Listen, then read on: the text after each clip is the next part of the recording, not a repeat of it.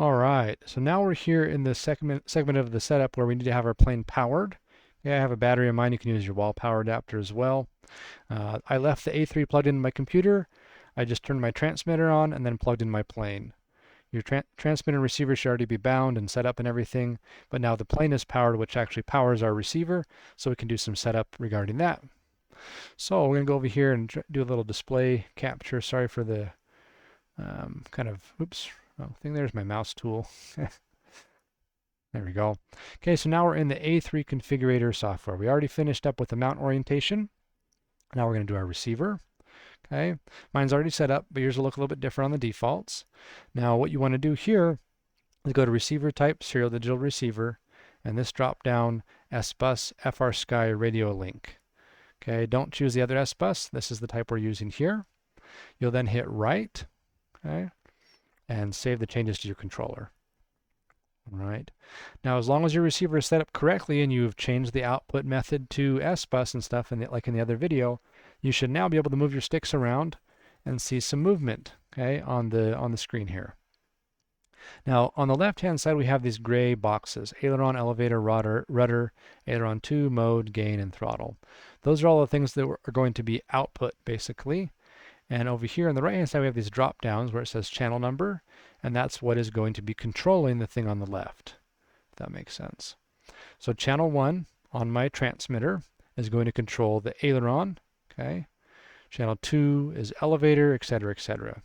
Now yours won't be set up quite like this because I've changed some things already, but what we want to do is make sure that we get these set up correctly. So channel 1, my aileron channel on my transmitter, okay, when I move my aileron stick back and forth, I want to see aileron move. I also want to see aileron 2 move. If you remember, let's see here, when we plugged the servos into our A3 Mini, we plugged one of them into aileron 1 and one of them into aileron 2. Doesn't matter which one's which, but that's what we did earlier. Okay, so when we go back to this, that first thing we're going to change is on this aileron 2, we're going to change the drop down from whatever it is by default, I don't quite remember, to channel 1.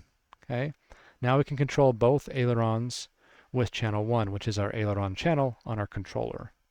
Okay. The other channels are all normal basically, except for the mode channel here. We want to change that to channel 6.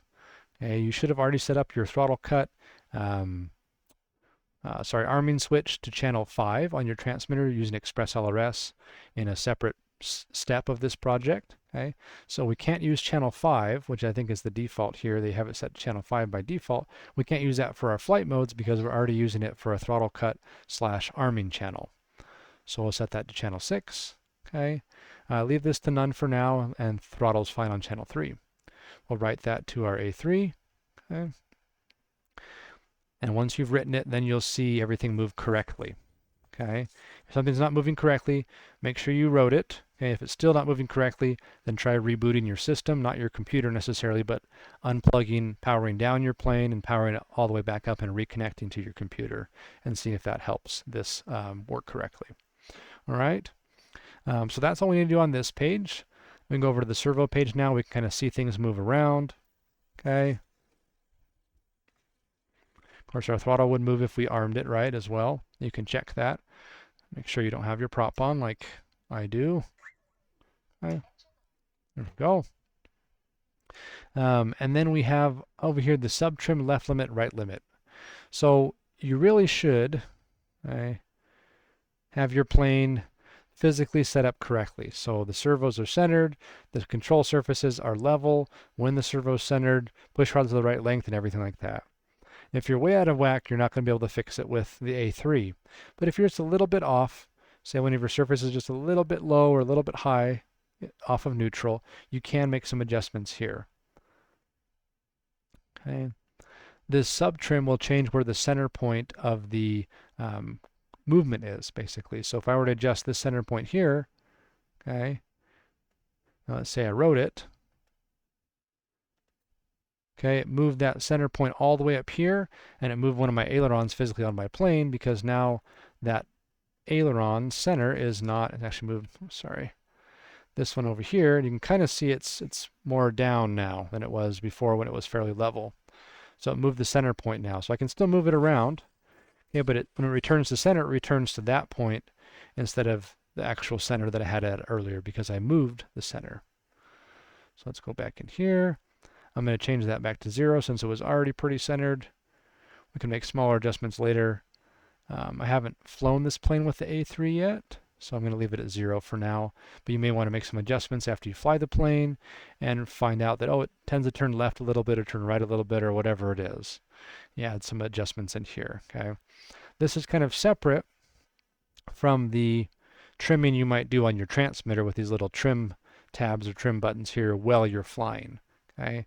What would be ideal is if you're flying and you end up trimming your plane with one of these little switches because it tends to go left or right or whatever, is once you get back on the ground, you kind of take note of how much trim you have and you pass it over and put it into the A3 and then remove it out of your transmitter.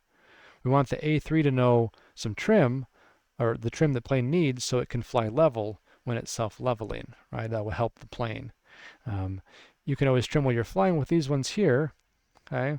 But then once you landed, best practice to kind of take these and move them over to the A3 and remove them from your transmitter, which is kind of just a little bit of a guess and check.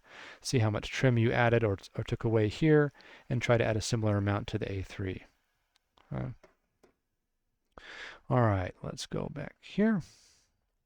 The last page here is the sensor page. Okay, this is showing the movement of the A3. You can see those little kind of squiggles there as I wiggle the plane around. We have our gyroscope and our accelerometer, which together make an IMU, or inertial measurement unit.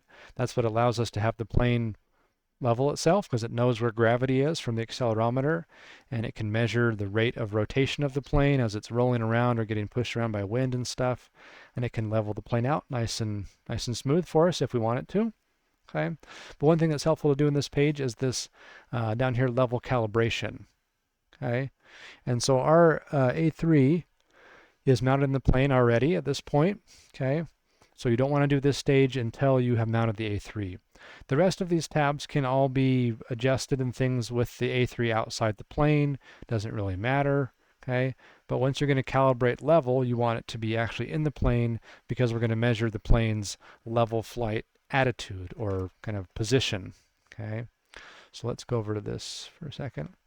Okay, so this is going to measure basically when my plane is level, physically level, what do the sensors read? Okay, so if I'm holding my plane and it's like this or something, I level it, that's not going to be correct because the plane's not level in this orientation. That's the same reason why I want to have our A3 mounted in our plane at this point, because we want to level it as the plane will be level, not just hold it in our hand and have it be level, okay, because we're not going to get it right. So make sure you have it mounted at this point. If you haven't mounted it, then pause the video and go ahead and mount it. And then we'll go into the calibration page here, and we'll put our plane nice and flat and level, okay? And then I would suggest finding something small, okay? Maybe a couple pieces of foam. Let's see if I can find something here on my desk. Okay. Oops, sorry. Something small here on my desk. There's this little battery checker thing. I'm going to put this under the nose of the plane.